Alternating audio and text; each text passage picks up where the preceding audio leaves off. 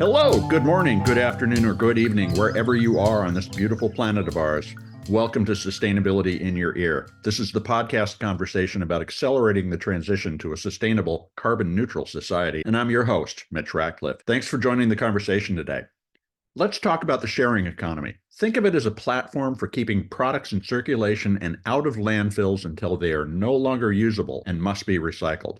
If we can get more uses out of things that we currently throw away, we can reduce the need to extract raw materials from the planet. And today we're joined by a pioneer in sharing, Daan Weddenpohl, who is founder and CEO of Peerby, an innovative Dutch platform at the forefront of the sharing economy. Peerby connects people within neighborhoods and communities, enabling them to share items that would otherwise remain underused, such as household tools, appliances, and recreational equipment. Peerby not only promotes sustainable consumption by reducing the demand for new products, but also fosters social connections among community members. Daan launched Peerby with the belief that shared resources and connected communities could make a significant positive impact on the environment, economy, and society at large. Peerby has grown into a platform that addresses the local challenges that underlie global overconsumption and waste. So we'll delve into Peerby's service, the challenges and opportunities of the sharing economy, as well as Daan's insights into the future of sustainable living and community-focused innovation. You can learn more about Peerby at Peerby.com, and Peerby is spelled Peerby, Peerby.com. We'll be right back after this quick commercial break to start the conversation.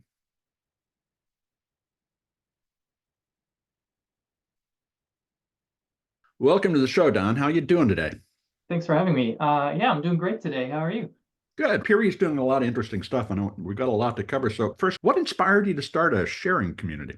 Quite a few years ago, I was a CTO for a software company, and I led a very independent life. My own house, my own car, my own stuff, and I didn't really need help from anybody. And that changed dramatically from one day to another when my house burned down, and suddenly I went from being very independent to having to be interdependent and Yeah. ask for help, sleep on people's couches, borrow all kinds of items. And it actually changed my mind about my desire to be independent. I found that interdependence is a human superpower. The fact that we're able to support each other and be there for each other in times of need is actually what makes us prosper. It's how we are as successful community as human beings as we are today. That's a really interesting insight. Obviously, one that we're all talking about these days as the world goes through a lot of changes. And there will be in a sense, the house is on fire already. So when you try to bring people into this interdependent relationship, how do you describe what Peerby is? Is it a marketplace? Is it a community? Is it a sharing library? What's the right way to explain this idea to somebody?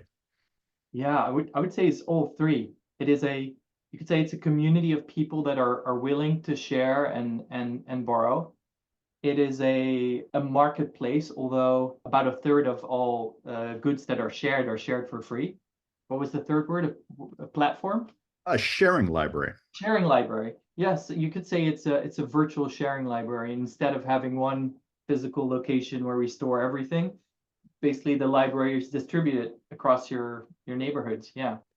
And I have signed up, and I found that the first step, which I sort of, created an inventory of the stuff that I would be willing to share, was a little like saying, filling out the cards in a library. We don't have those anymore, but, we used to be able to go to the card catalog and go through it to find what we were looking for. And it's a little like that. You're describing all the stuff you've got. Where's the service currently available? Where are people using it?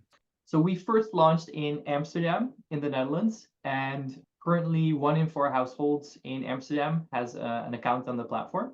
And we are all over the Netherlands and parts of Belgium. And we recently translated the site to English and made it available in the United States. And we're just getting started. Thinking about the extension of the life cycle of consumer products, like a drill or a vacuum cleaner, what are you finding the greatest challenges are in educating users about the value of that life extension, or is just the message that this is a great way to save? I think what's interesting is whenever I tell people about Peerby, they intuitively understand that it reduces waste, I guess is the word. And I guess you can define that waste in a very broad way. You can say it's a waste of money to buy something that you only need once.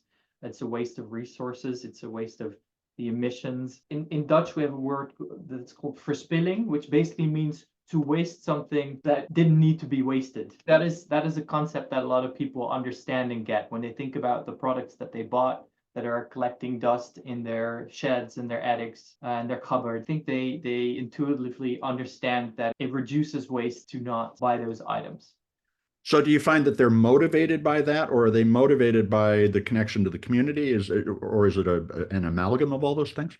I think that is a motivation, but it's a scale, I guess, is the word. So there's the money and the effort and the that you spend on owning a product versus the effort and money and convenience and the bonus of sustainability that you get from borrowing a product. And I find that where we are today, I think the pain of ownership needs to be quite high, as in needs to be pretty expensive. You really only need it once. It's probably a pain to store. It's like a large item. When that is the case, a lot of people start considering maybe not owning it. And I hope in the future that we can make this service so convenient, so normal. We can make it the first go-to solution for you when instead of buying. That you first think about how am I going to access this product? Can I just access it, or do I really need to own it? Almost as a secondary solution.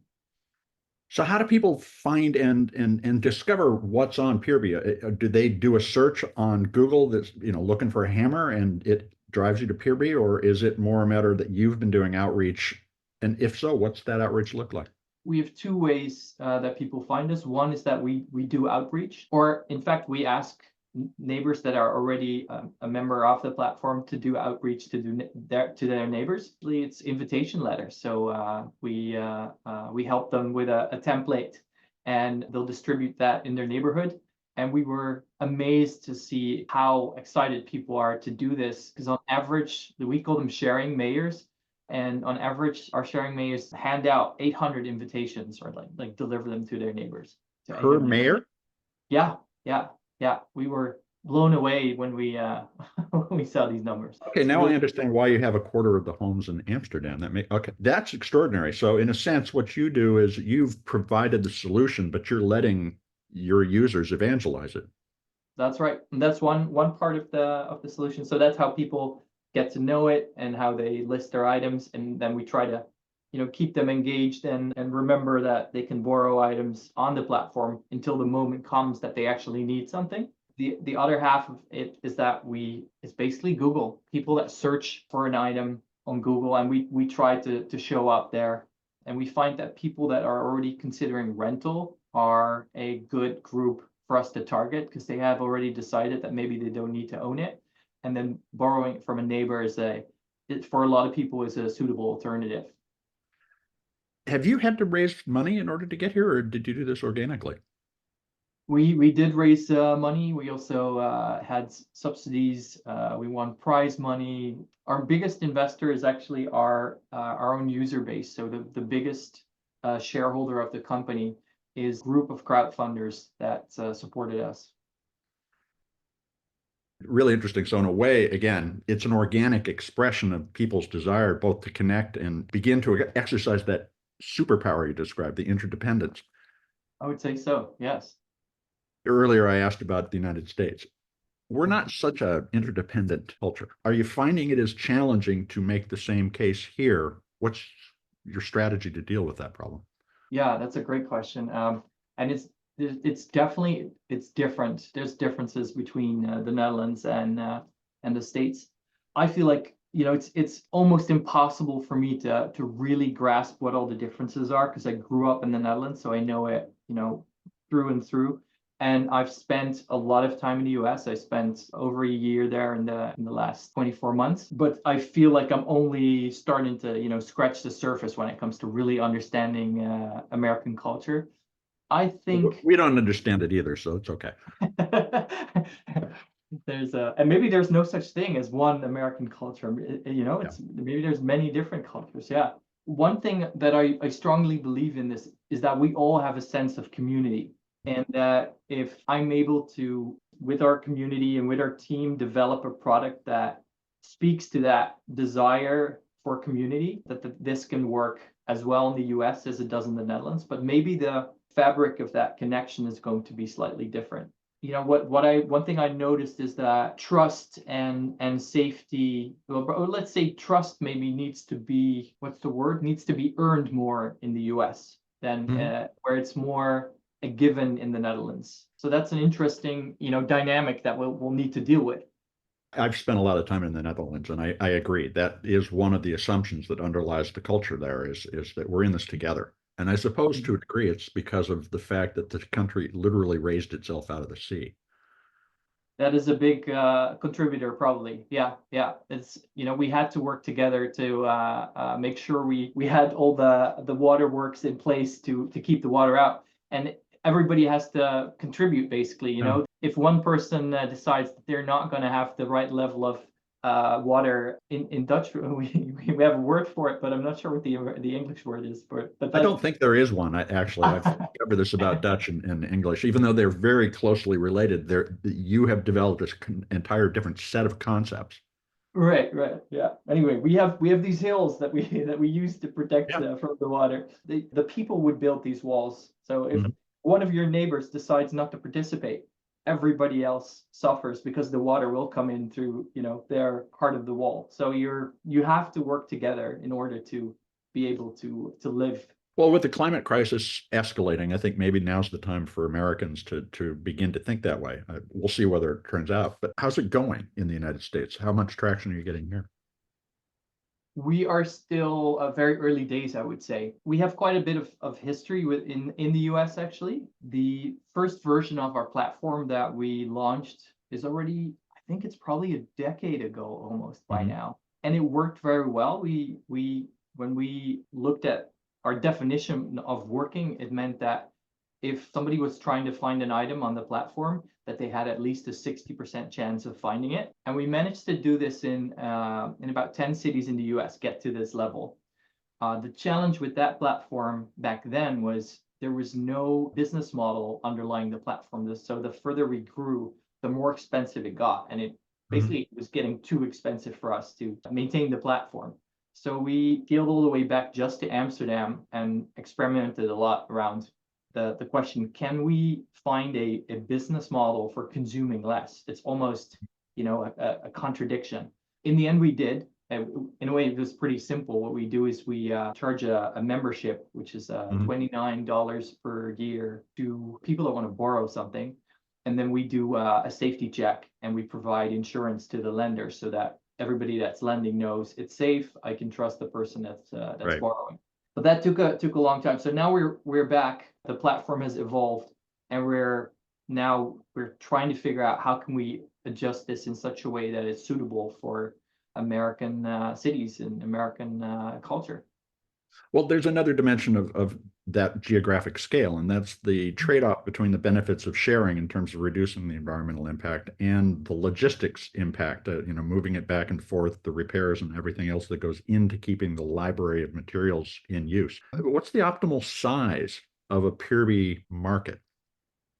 Yeah, that was there was an intriguing question. So I did some math and I tried to see, what is the maximum distance you could travel for an average product before you're actually producing more carbon through that trip than that you're reducing. And I was actually quite surprised to see that you can travel 60 miles or like 120 miles back and forth before you start negatively affecting, before you produce more CO2 than you reduce. I was surprised by that number, to be honest. That does sound like a very large number compared to what I would have expected. So as you think about that 60 miles, you pretty much can cover a major city that way. But then there's the complexity within the city of specific concentrations of materials relative to demand. And I know you're not holding the inventory. That's a great benefit. But how do you think about curating your communities in such a way that you can bring the interdependencies into really high focus, both environmentally in terms of the impact and that social connection that you were talking about earlier? Yeah, so we tried to connect people as close, live as close together as possible for multiple reasons. One is the carbon emissions from the transportation, but it's not just the carbon, it's also convenience. Yeah. Obviously, it's a lot easier if you can walk around the block and pick something up than if you have to go and drive 60 miles. And we like to connect people. So we like to build connections within neighborhoods. When people know each other, it has so many benefits. There's Yeah. so many positive effects of having weak ties in your neighborhood. People that have weak ties in their neighborhood, they live longer, they feel safer, they're happier. It's quite incredible what happens if you feel connected to your surroundings. Fascinating discussion. We need to take a quick commercial break. We're going to be right back.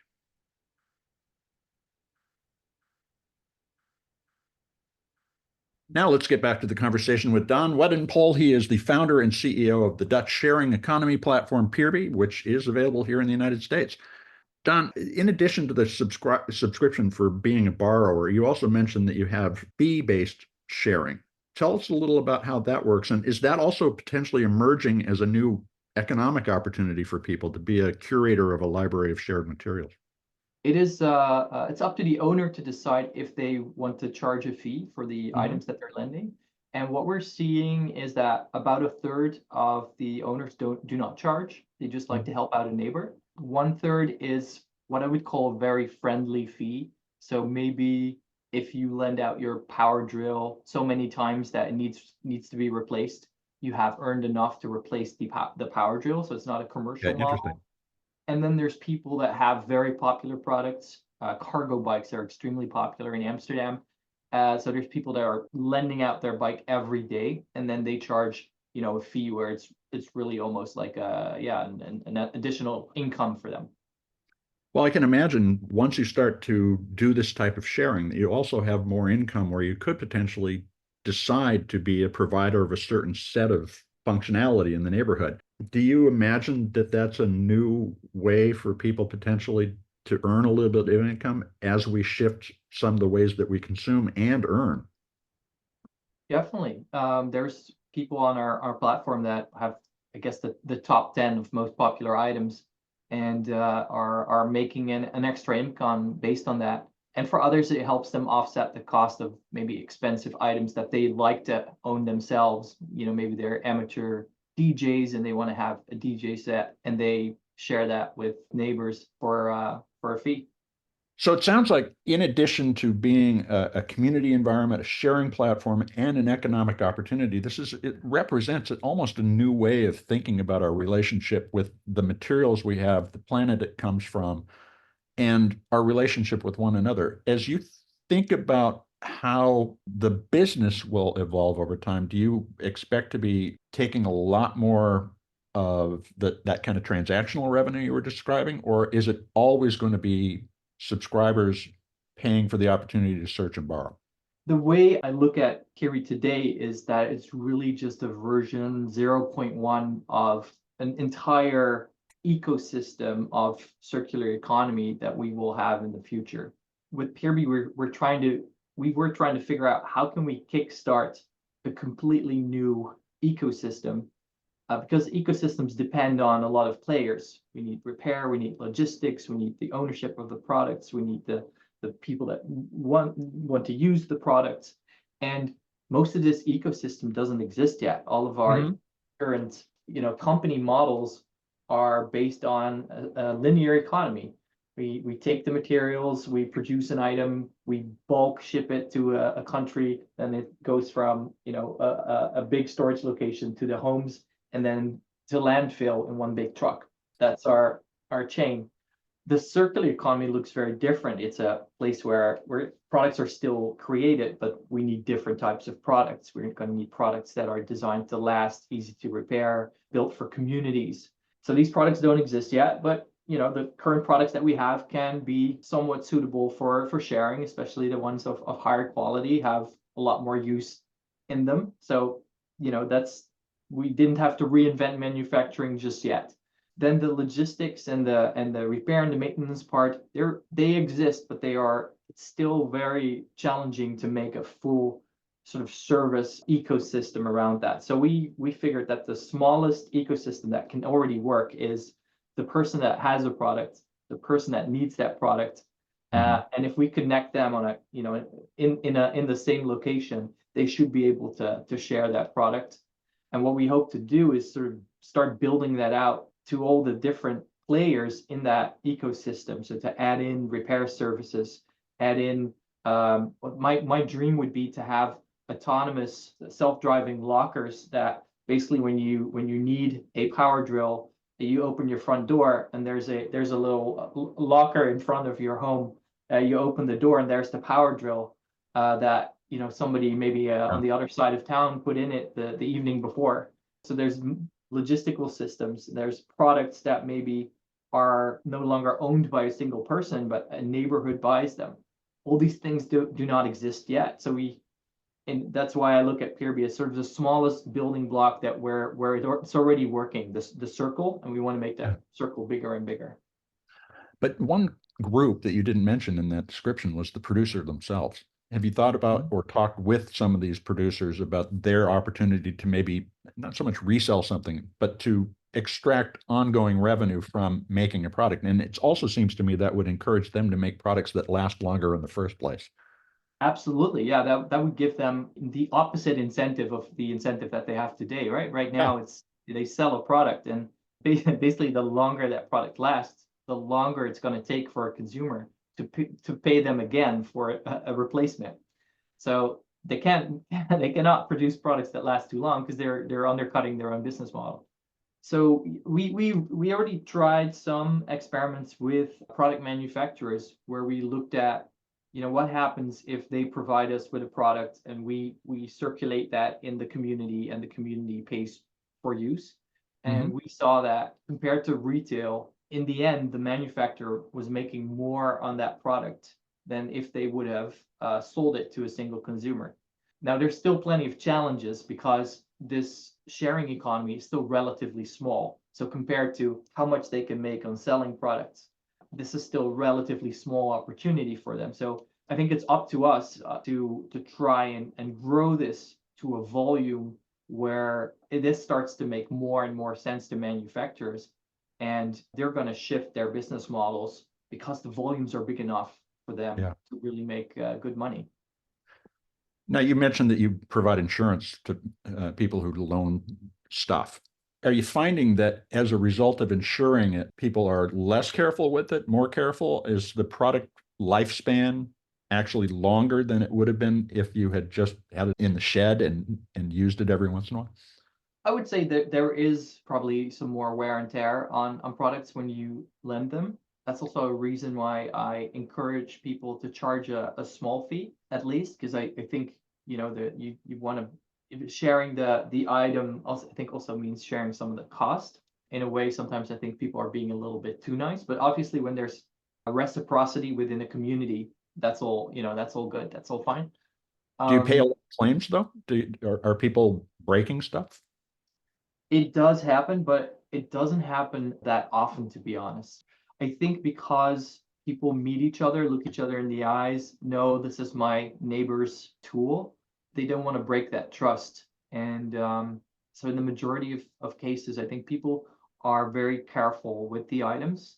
This is anecdotal because I don't know what the numbers are in the professional rental industry, but I wouldn't be surprised if our numbers are much better than anonymous rentals where you're renting from a company instead of your neighbor. As you think about that, though, it also becomes almost clear to a producer if they can change the mindset of selling something once versus loaning it, that you could take a power drill, for instance, that costs $160 and for $4 or $5 per use. Are borrowing times limited in some way? Yes, I mean, it's usually a charge per day. Okay, so you could literally think in terms of, $4 or $5 per day of use hundreds of times versus that $160 or $70 opportunity to earn revenue. So I'm curious that you mentioned you've done some of these experiments. What's the end of the experiment conversation look like with those companies? Do they go, we get it, or we still don't get it? I think we're still at the point where they say, well, we get it, but do we believe that this is the future just yet, and that the volumes will become big enough for us to make this shift. I think maybe we'll see the same thing as what's happening with electric cars. At first, it was very challenging to even build a single electric car. Yeah. Some companies got into it, then it started working, and then suddenly everybody wanted an electric car, and now all the manufacturers are making them, and they see it. But yeah, I think it was only 20 years ago probably that manufacturers were still saying electric cars, that doesn't work. When you think about the factors, the cultural, economic, political, that have influenced where Peerby thrives, what do you look for when you're assessing a new market? Well, one thing I look for is how much impact can we make? And I think in Western economies, there is a lot of consumption. The average European, average American consumption pattern, if we would replicate that to the rest of the world, we would need 4 to 5 planets. So it's, there's a lot that we can do to have an impact on that. And I believe there are, with this kind of sharing, you can actually do more while using less resources. So in a way, I think life can be richer while reducing our footprint. So that's one part of the market that I look for. What's very interesting for us is countries that have many cities, because this is really a city by city type of growth that we see. And whether we translate the product to the language of a small market or to a big market, that the amount of work doesn't change that much. So we'd rather go for a big market like the United States. And I also think that in a way, the US is a very challenging market. There's a lot of competition. It's quite different from the Netherlands. I mean, it's competitive in terms of attention, because I haven't seen many sharing platforms that do exactly what we do, to be Right. honest. So it's also a challenge, which I think makes it interesting for me as an entrepreneur, but I think also makes it shows that if we succeed, that that this truly can be a very big opportunity, so that we can get other stakeholders involved, manufacturers, investors, so we can really give a boost to these ecosystems that need to grow. So you also, and we've talked a lot about, you designed this to foster community bonds. How do you track that impact, and how does that inform that conversation about what markets do we go into next? Do you also look for social coherence in a market before you enter it, or is the fact that there is little coherence an opportunity to create it? Yeah, that's something we're still learning about. I would say that a certain amount of coherence certainly helps, but let's say that it works at the moment in the Netherlands. We see that it works better in cities where there's still an opportunity to meet new neighbors because you don't know them yet, versus maybe communities where everybody already does know each other. So I think it's an opportunity to connect. So if there's opportunities to connect, then that might be our best bet for. Another dimension of that is understanding what's in demand in those communities. And I wondered whether or not you might be thinking about focusing on particular product categories, tools, for instance. When I signed up and I went through my inventory, I was kind of struck by the breadth of what it asked me about. Do you have a hammer? Do you have a log splitter? Do you have a guitar? Mhm. And as I started to assemble, I kind of recognized how much stuff I don't use, which was an Mhm. interesting first way of reflecting on what Peerby was telling me about. As you explore where things go, are you thinking that there are particular product categories that are fruitful for you? So we go as broad as possible on purpose. And there are clearly categories that are more suitable than others. We see, I think our top categories are indeed tools, sports equipment, camping gear, a lot of party equipment. The way I think of this ecosystem is that we're like a sort of a TV bundle. So in order for the bundle to work, we need to have a lot of different types of channels on there, because there's not a lot of people that just care about the weather and are just gonna watch the weather channel. We need a lot of different types of interests, so that there's multiple touch points throughout the year where you can borrow something. This is really, really encouraging to hear. I mean, we've talked about the circular economy a lot on the show, and it often has to do more with a kind of a recycling approach. One of the questions that I also wondered about is, do you at some point go, this needs to be recycled and responsibly help people responsibly recycle it? We definitely want to go down that path. One thing that we're doing right now is when somebody claims insurance, is that we first look at repair and we try to find a suitable way to repair the product. If the product needs to be replaced, we try to look at a second-hand option. So to already, kind of make responsible choices there. What I would love for the app to look like in a few years is that with every product that you have, you'll have not just the option to lend it, but it'll help you use that product in the most circular way. So what I hope to offer is for every product that you list on that platform, it's not just the opportunity to borrow it, but kind of turn this into a portal to the circular economy. So show you what the best ways are to maintain that product and to keep it working as long as possible, giving you instructions on what to do if it's not working anymore, figuring out if you can repair it, but also at when it might be at the end of its life, to find good ways to recycle it. And potentially, I think what could be interesting as well is if we have a large inventory of similar items, refurbishing companies might want to try and tap into the supply and make offers. So if you have a certain type of phone that would be very good for the refurbishment market, that they say, we can offer you $50 now for that phone that you still have lying around, and we'll take it and refurbish it. So yeah, we want to sort of become the central point that can connect you to that whole ecosystem.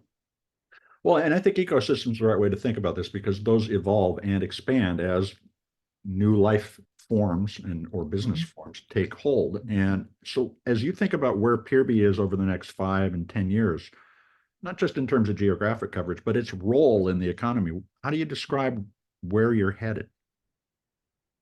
I was going to say the Amazon of the circular economy, but maybe I should say the Netflix for stuff. Yeah, neither of those are perfect. And also, I think with a circular economy also comes potentially a different type of business that includes more stakeholders. I think a lot of these companies are mostly focused on shareholder value. I also hope that with the emergence of these new types of circular ecosystems, I can also create a company that is owned by the ecosystem or by the community that is using it, much more than the venture capital that was used to create it. As you think about that, and particularly in terms of the global South, we could potentially make the same range of stuff, luxury items to practical tools and so forth, available to everybody, but without all the waste that we have done here in the North in the first round of this activity. Are you going to go into all of those kinds of countries, or are you thinking that this is limited to those more advanced economies?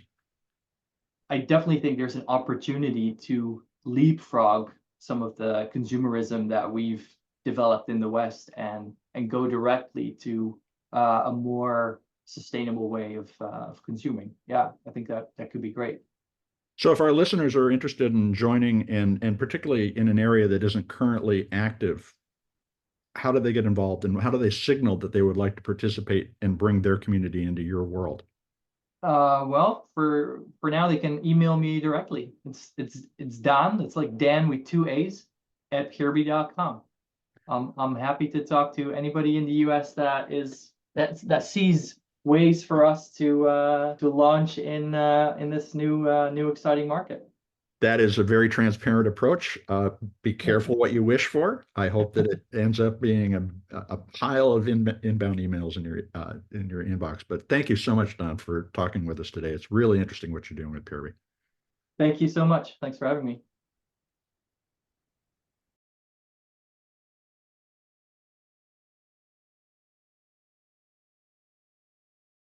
You've been listening to a conversation with Daan Weddenpohl. He is founder and CEO of Peerby, a sharing platform that has brought a quarter of the households in Amsterdam into the circular economy and is now growing in the United States. You can learn more and join Peerby at peerby.com. And by the way, that is spelled with two E's, Peerby, peerby.com. Daan describes his goal for Peerby as making it a Netflix for stuff. And the question is whether the digital infrastructure can help make physical assets as widely available at low cost as Netflix has made movies and television shows. To do so, we must first virtualize the physical economy. And we've heard on previous episodes from organizations like GS1 and TCO that they're working to launch product passports. And these document where products were manufactured, how the raw materials were sourced, the distribution networks that deliver them to the consumer, and so forth. Once these features of a product are documented, it's possible to begin to manage their use, reuse, and even recycling of unusable products to radically reduce the extraction of raw materials and the carbon impact of the things that support our lives. But it takes an important first step, the choice by people in their homes or at their workplaces to make what they have last longer, to share those items like a drill or a truck, to minimize the surplus inventories of material goods that have come to define consumerism in the 21st century. And Peerby's approach, which has almost a decade-long track record, is a good first step. Take a few minutes to sign up and add a few items. If you're in a city where Peerby is already in use, you might get a request for an item shortly after registering. But if you're somewhere without a Peerby community, consider becoming one of those Peerby mayors that Daan described and invite others to join you. Your leadership, your example can make an important difference in the volume of waste that is choking the environment. And another action you can take is spreading the word about this episode or any of the more than 490 interviews in our archives. Writing a review about sustainability in your ear on your favorite podcast platform will help your neighbors find us. Folks, you're the amplifiers that can spread more ideas so we create less waste. Please tell your friends, family, coworkers, the people you meet on the street that they can find us on Apple Podcasts, Spotify, iHeartRadio, Audible, or whatever purveyor of podcast goodness they prefer. Thank you for your support. I'm Mitch Ratcliffe. This is Sustainability in Your Ear, and we will be back with another innovator interview soon. In the meantime, folks, take care of yourself, take care of one another, and let's all take care of this beautiful planet of ours. Have a green day.